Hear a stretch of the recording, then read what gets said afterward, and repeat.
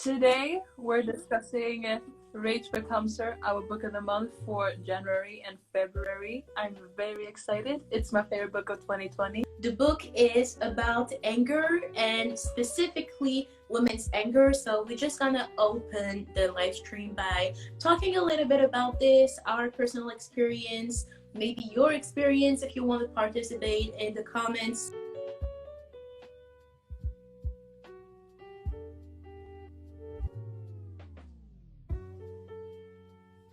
Men, women, non-binary people feel anger, obviously.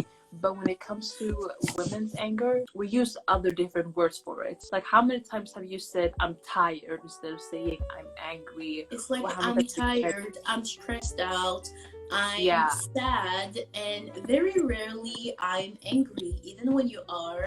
And sometimes you don't even realize, you don't even know that you are, because you're so used to keeping those feelings to yourself and not expressing your anger that it just, you even are not able sometimes to recognize your own anger, and you translate it as something else. Like you personally, both you, Sumaya, and the people watching, did you ever catch yourself replacing your anger with another emotion? And when it happens, like, what do you call it? I've realized that a lot of the time I mistake my anger for tiredness. I think that's very common for women. Sometimes I'll be angry and I'll put it on my insomnia, even though my reason for being angry were valid and probably not at all related to my lack of sleep, but because I was just angry. In a different way, I always say that I'm sad. I can explain it in different ways because in Rage Becomes Her, I learned the term self-silencing.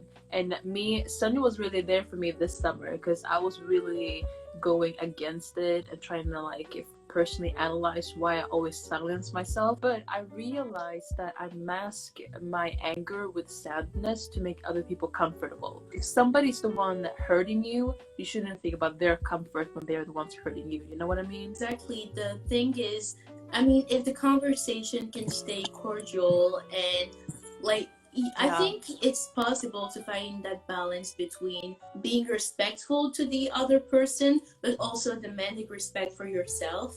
And if that line is not met on both sides, then I think you're 100% entitled to express your opinion and your feelings about it without silencing yourself for their comfort. And I think it's something we tend to forget a lot, especially when you're from a community that's always been silent. So if you're a woman, if you're a person of color, if you're queer, if you belong to a group that has always been told that, they shouldn't seem too angry or show their emotions too much because they might make other people uncomfortable. That's just something we internalize, and then we have to unlearn all of that. But thankfully we have this little baby, this amazing book to help us deconstructing all of those toxic things that we have learned to do. Basically, I also found it so gratifying the way Soraya Chemaly, the author of this book, structured the book to make it really clear that there's so many structural things in our society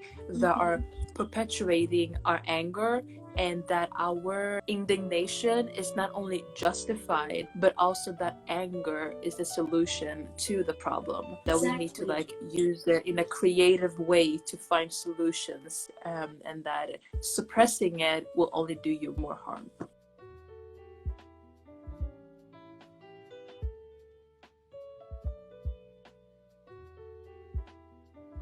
The first word that will come to mind is informative, because on some level I already knew that anger was suppressing women. It kind of goes without saying, because we're silenced about everything, so it only made sense that we would also be silenced about anger. However, I've learned so much through this book.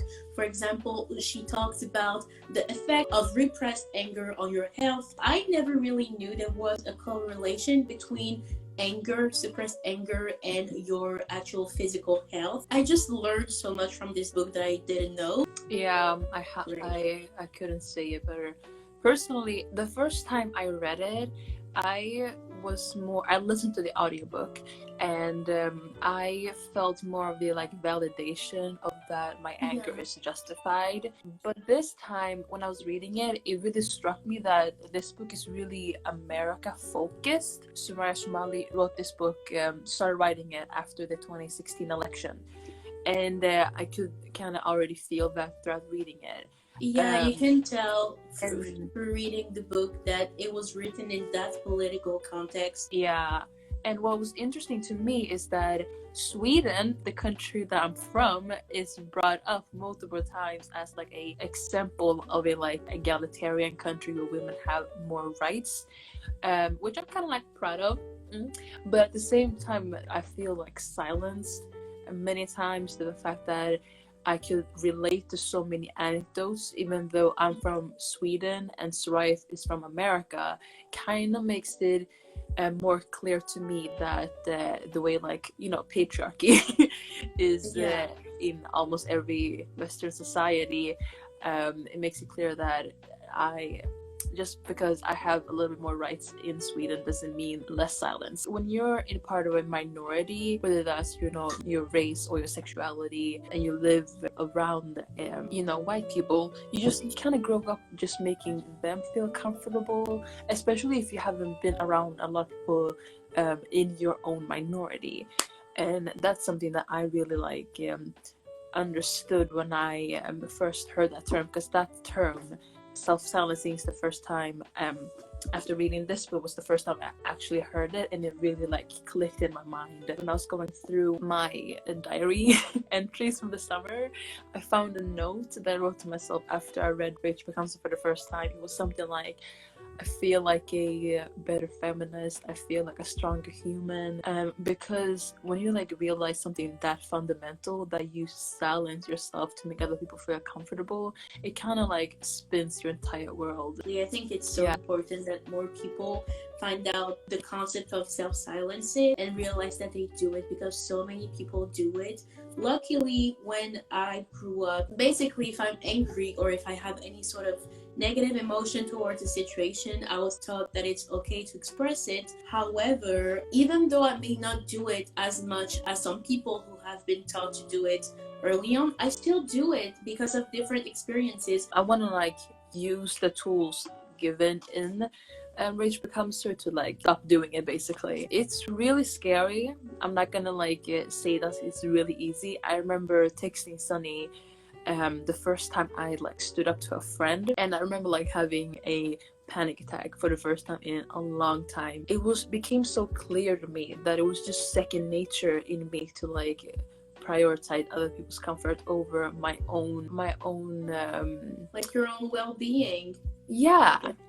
And I remember like shaking as I was typing out my message to her, and then it was like, why am I having such a strong reaction to just me correcting someone? How did your perspective of anger change after reading Rage Becomes Her? My perspective changed in the way that even though I was still taught to express my emotions, including anger, I still very much perceived it as something negative or unproductive.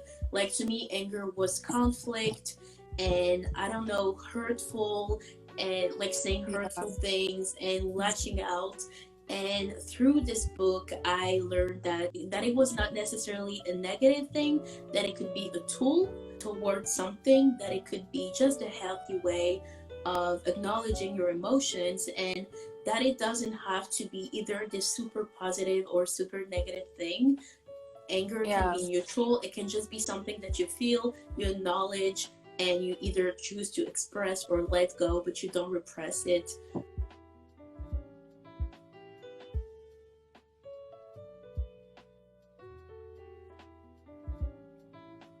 In Rachel Becomes Her, she really distinguished between anger, assertiveness, and aggression, because they're not the same. Being assertive and being aggressive are not the same. Yeah, that's something that specifically for women, and specifically for women of color, and specifically when I say women of color, I would tend to say more Black women and brown and Black Latinas. There's this stereotype or this kind of trope around this specific group of women of color, that they are aggressive and feisty and like the angry black woman, or the like Latina who has that fire that makes her angry. And you know, those tropes are very harmful, and I think that a lot of the time what they translate as, when I say they, I mean the other people looking on them, what they might perceive as aggression and anger is sometimes literally just assertiveness. Sometimes it's just power and being strong and standing up for yourself. And it's automatically translated into aggression and anger. It's like, you will stand up for yourself, or you will be like, don't disrespect me. And they will be like, ooh, why so aggressive? And it's like, I'm not being aggressive, I'm being assertive. And I love that this distinction is made in the book. And I also really liked the way that she always brought up the tropes that, you know, the angry black woman, the crazy white woman, the sad Asian woman, and the feisty Latina. They're just a way to minimize the anger women feel when they're being assertive, or honestly angry as well, because it's really hard living in a patriarchal society when you're a woman, especially, you know, in general, but you know, when it comes to like us who are also not white, we also have this other aspect of us that contributes to our anger. That's another thing I really loved about this book, how it was inclusive, because a lot of those kind of books can sometimes be really centered around white cisgender straight women, like white feminism, but this was definitely not it. It really took into account race, which you mentioned, and a thing that you didn't mention that I really appreciated, she also talks about how queerness plays into it. If you're a trans woman or if you are a lesbian, she talks about how anger is associated with masculinity. It's seen as a masculine emotion. And you know, it makes me wonder how the experience of anger is felt for trans women. Maybe do they repress it more than cisgender women would do it because they are scared to be perceived as masculine? You know what I mean? Because it is associated with masculinity, and obviously transgender women are already have to go through this thing where they are women, but they are associated by transphobic people to masculinity. Wouldn't they repress this emotion more than cisgender women? I don't know. But it raises the question. It does raise the question. This was inclusive and also took this into account because, of course, every woman represses their anger, but it's definitely not going to be the same experience for a cis straight white woman and, you know, a trans black woman. It's definitely going to be two distinct experiences. So I love that.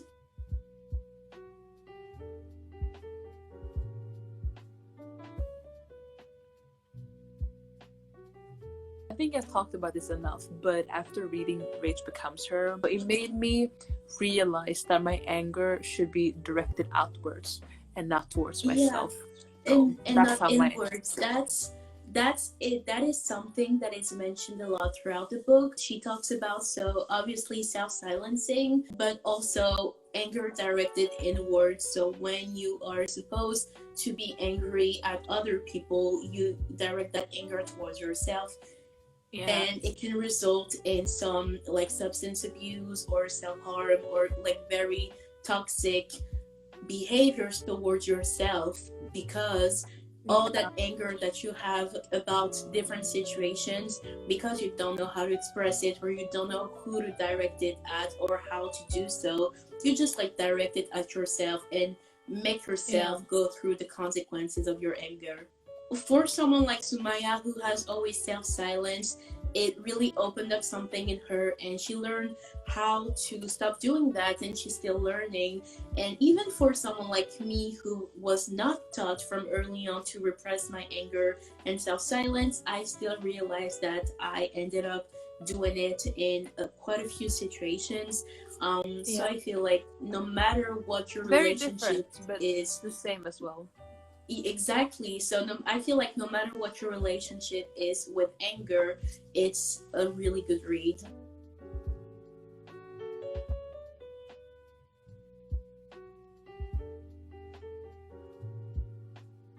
in Rage Becomes Her, Soraya brought up choice feminism, the idea that every choice a woman makes is feminist because she's the one making it.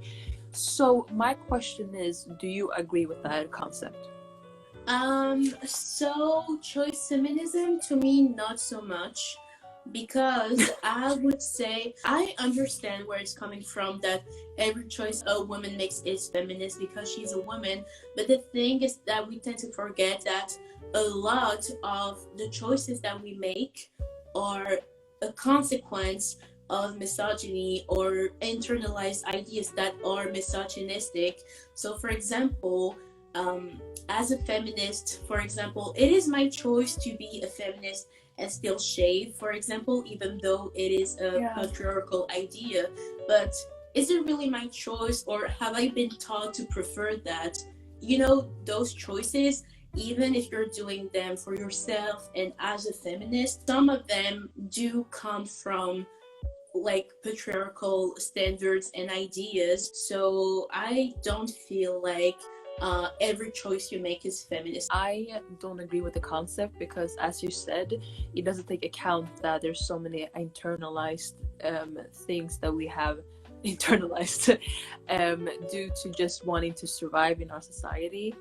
Exactly. And a quote that I love is feminine norms encourage behaviors that result in higher likelihood of mental distress, feeling of powerlessness, and inequity that all amount to shame. So if you take that to account, that the way that we are raised as women from like a very young age, we are raised with norms that just make our life and the way that we like handle anger very negative. Taking that to account, I don't agree with the concept of choice feminism because we're not given choices that will we're not always given choices that will give us the chance to succeed, if we put it that way. And I feel like many white women uphold white supremacy, therefore patriarchy, for their everyday choices to be considered as choice feminism. The last thing that really made me almost like question a lot is when Soraya connected choice feminism and neoliberal economic, also the self-help industry. The quote is like, there's no accident that the explosion of the self-help industry is one that greatly benefits women's sense of inequity and also a rise in choice feminism and neoliberal economics. Quote, help themselves. Which, if you think about it, the self-help industry is kind of like, this is your fault, you can like help yourself. When in a lot, if you think about it, a lot of problems in our society are almost created by, you know, the way that things are run. If your anxiety and anger comes from injustice, let's say a person who assaulted you got away, that isn't something the self-help industry can fix. But when it comes to the pain that women feels, for some reason there's like a big economic boom in just like being like, hey, here are a few crystals, you can fix it yourself by just believing in it.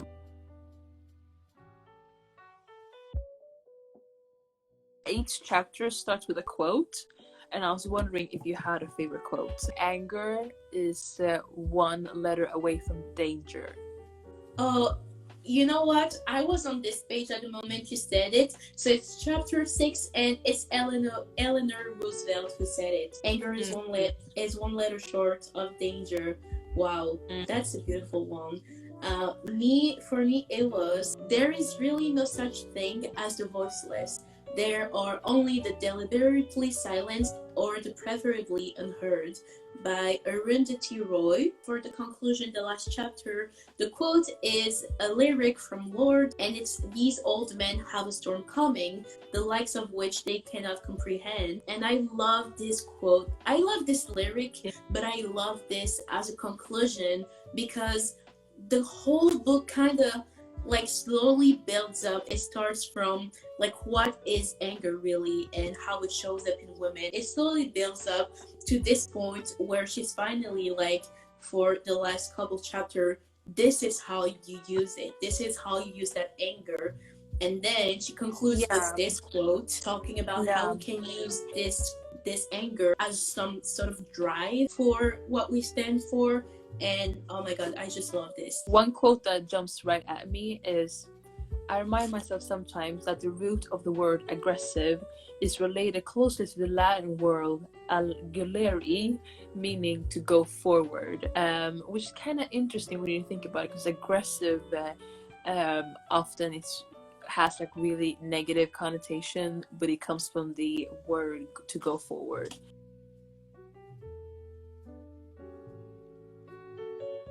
What chapter hit you the most? This is not going to be like an original answer, but I would say definitely the last two chapters, A Rage of Your Own, which is chapter 10, and the conclusion, because so basically what I loved about the chapter number 10 is that as much as I love learning all those information and having all this info and statistics throughout the book, it's nice to know things, but it's even better when you can use that knowledge to actually act and translate it into real life actions. And that's the thing. Sometimes I finish a book and yes, I have learned a lot of things, but I don't really know what to do with that new information. And so I love that in the last chapter, in the conclusion, she really broke down how to use your anger and like gives you tools to actually turn all that information you gained into actual changes that you can make in your life. However, I also really loved the one about motherhood. It's chapter 5.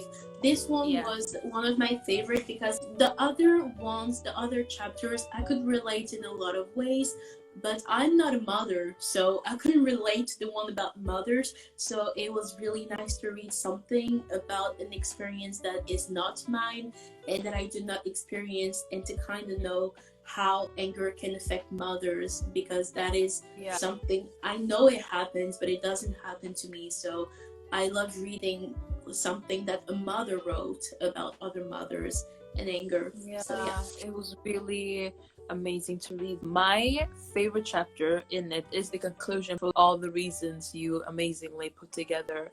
But also the chapter Smile Baby. It's the chapter number 6. Is it the one where she talks about like street harassment? Yes, that's what she talks about. Okay, I love that one as well. I love that one too, because I think if you're a woman, I think all of us have also been harassed on the street. And you know the phrase, you will look so pretty if you smiled.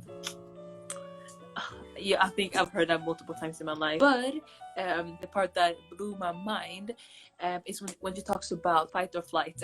Because we're taught that that's the natural response.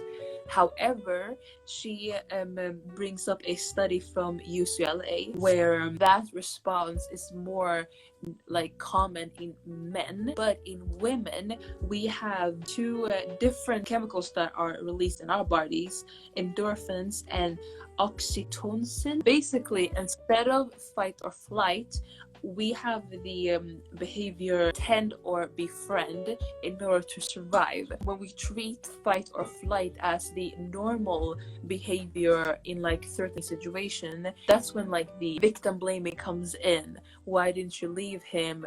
What did you have? What did you wear? Or like all these other things. And it blew my mind because I didn't know that fight or flight, that behavior is more common in the male body and not the female body.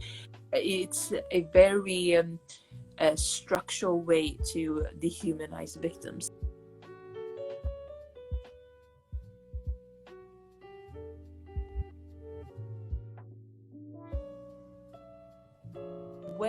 What's like the wildest time you've ever been catcalled? I'm just curious.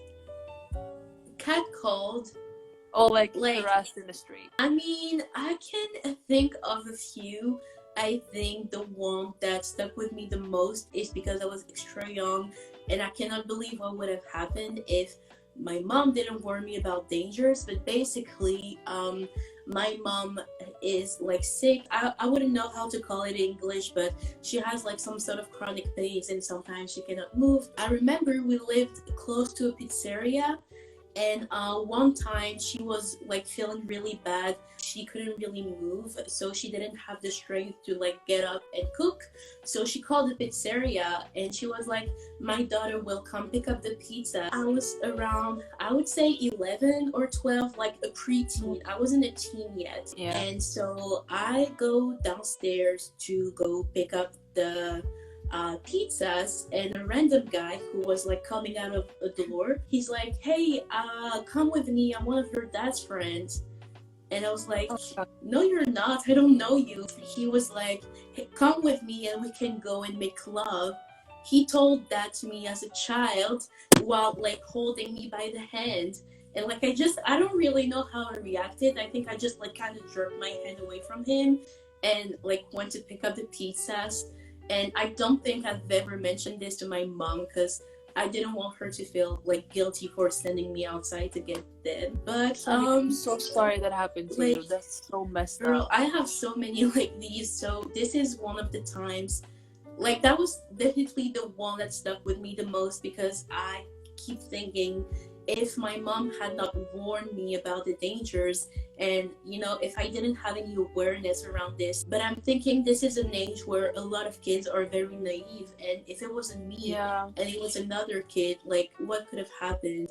So this is definitely the one that to this day still like gives me chills. I asked that question to many of the women in my life because it seems to me, at least the majority of people I've asked, the first experience always happens when you're like a preteen.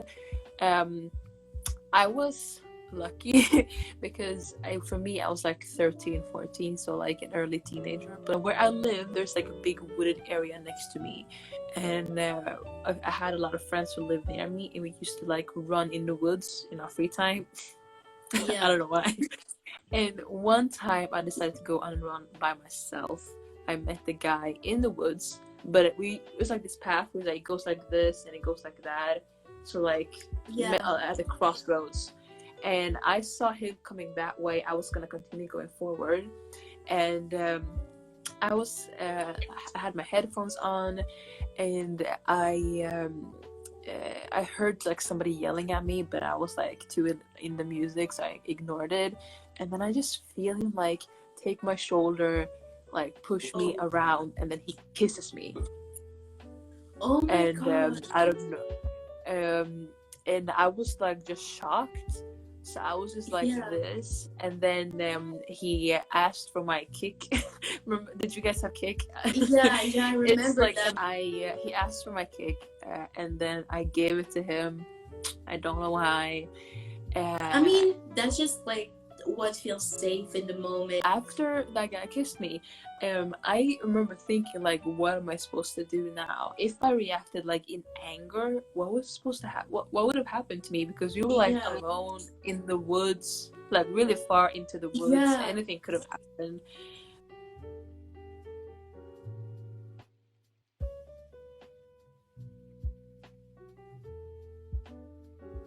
We have the same edition, so Sunny on page 232.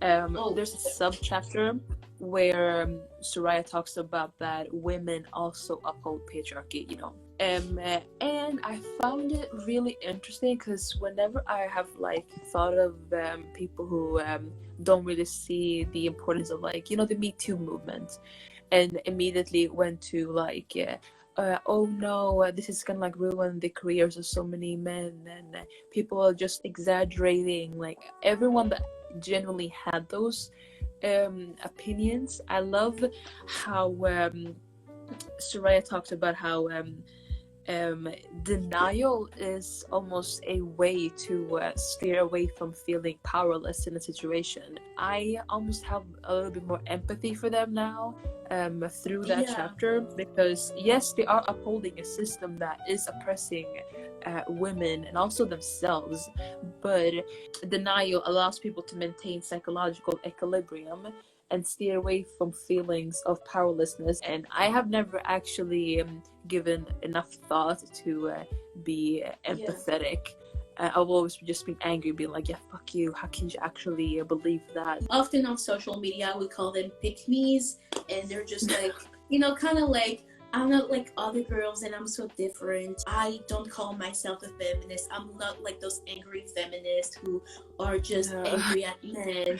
And I feel like it does make me angry to see them upholding patriarchal ideas. However, I feel like we should find a balance, because if it is all empathy and nothing else, then they will just keep doing it because no one will hold them accountable for what they're doing. But also, if we lash out all of our anger at them, we are failing to recognize that this is the result of patriarchy. Like it was inflicted on them so hard that they have just accepted those ideas and are now projecting it and perpetuating it. So I feel like we need to find ways to like empathize, but then also like hold them accountable and be like, do you realize what you're doing, the consequences and the impact of what you're saying? Every time I see that, instead of like jumping straight to anger, the way I should, like I am angry, but I'm just gonna like be a little bit conscious of the fact that it comes from either, if it's a white woman, it comes from like trying to protect their racial identity, but it also comes from like a sense of like wanting to stray away from being. If you can feel powerful, you will want to feel that instead of being powerless. And an easy way to do that is just denial. So, I think definitely that anger and empathy can coexist. And I also think it could be even more effective if you think about it. Choosing to humanize someone in your mind can be a great way to use your anger effectively, you know. Now thinking to it, the quote that you said, that anger is also hope. Every time you feel angered by a situation, every time you feel that something is unjust, it gives you hope that you can actually change it. I mean, if something was truly hopeless, we wouldn't feel angry about it. We would feel defeated. We would feel sad. But angry, I don't think that would be the word. So definitely anger does come with hope and with like the vision of something better. Yeah, I have never in my life thought of anger as a hopeful feeling, and Soraya really changed that. Can you guys understand now why this book is my favorite book of all time? As someone who is a singer, songwriter, I loved how it's very subtle, but Soraya did connect music and anger. First of all, in the quotes that she has at the beginning of every chapter, one was "I've got thick skin and an elastic heart," which is a lyric from a song by Sia. Then she mentioned a quote by Lorde, who is a singer and songwriter. Also, after the conclusion, in the note on sources, she does put Rage Becomes Her playlist link with angry songs. And I wrote down something because I love that connection, because I do feel like for women, music is one of the very, very few safe spaces that we have where we can express anger without really having to fear consequences. I feel like in songs, that is the one place where it is acceptable, and I have written down some examples. For example, we have the whole Lemonade album by Beyonce, which is basically her expressing all of her emotions about being cheated on, but anger is like really prevalent. Like we have Don't Hurt Yourself, she's like, who the fuck do you think I am? We have Sorry, I ain't sorry. She's angry and she says it, and she ain't sorry. I also wrote down the song Nightmare by Halsey. I thought of this song because not only is it an angry song, it is specifically about angry women, and I really like that it kind of correlates with the chapter called Smile Baby, because Smile Baby is about catcalling and men in the street telling you that you will look prettier if you smiled. And that's actually a lyric in Halsey's song. She talks about how men are like, come on little baby, won't you give us a smile? And she's like, I don't owe you a goddamn thing. Then we have Aretha Franklin with the song Respect, who like demands respect and is angry. Like you can hear it in her performance. Nina Simone. Nina Simone has so many songs where she expresses anger about how she's treated as a woman, as a black woman. Soraya Chemaly does cite an example from Nina Simone. And that was a little bit of a rant from a music nerd. No, we need to stop apologizing as women. What you said was amazing. I love the correlation of like using music to actually use your anger effectively. Those songs can give people listening to it the drive to actually like be angry. Like, you know, when you're really mad and you cannot express it, you may listen to angry song and like yell the lyrics, like to take the anger out of you. And so I just really love the anger / music link. So that was my music nerd rant. I love that connection, Sunny. When you said it, I had not put those two things together. That's dope.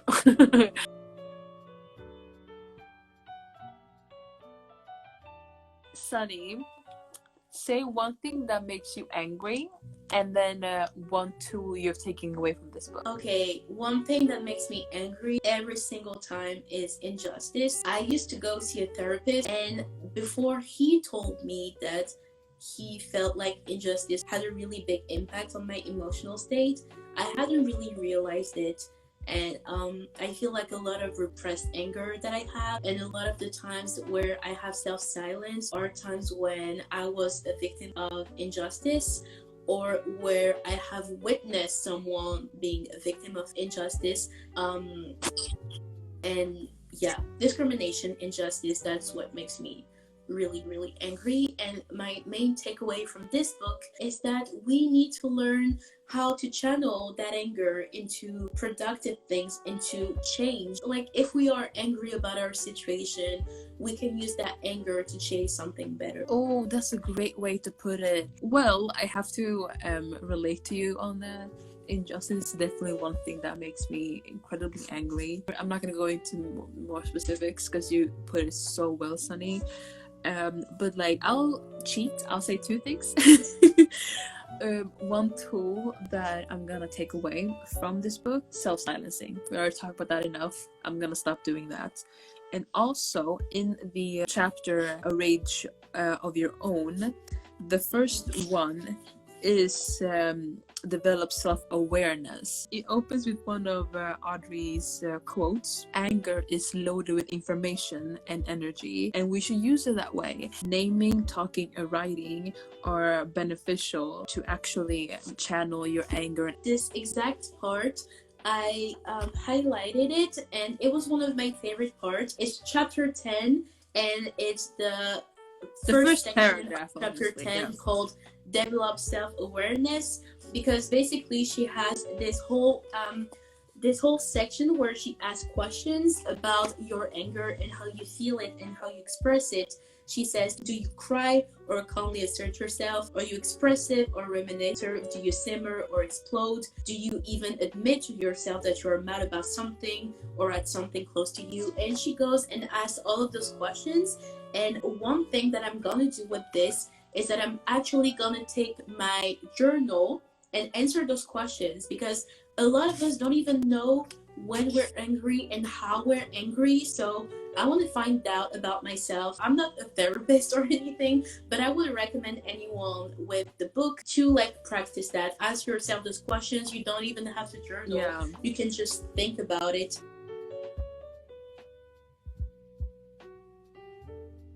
I want to close this live stream the way Soraya almost ends the book. If it's poison, is also the anecdote.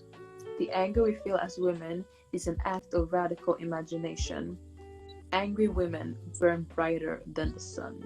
I think this kind of concludes the live stream about Rage Becomes Her. I had a lot of fun. I'll talk to you guys very soon. Bye.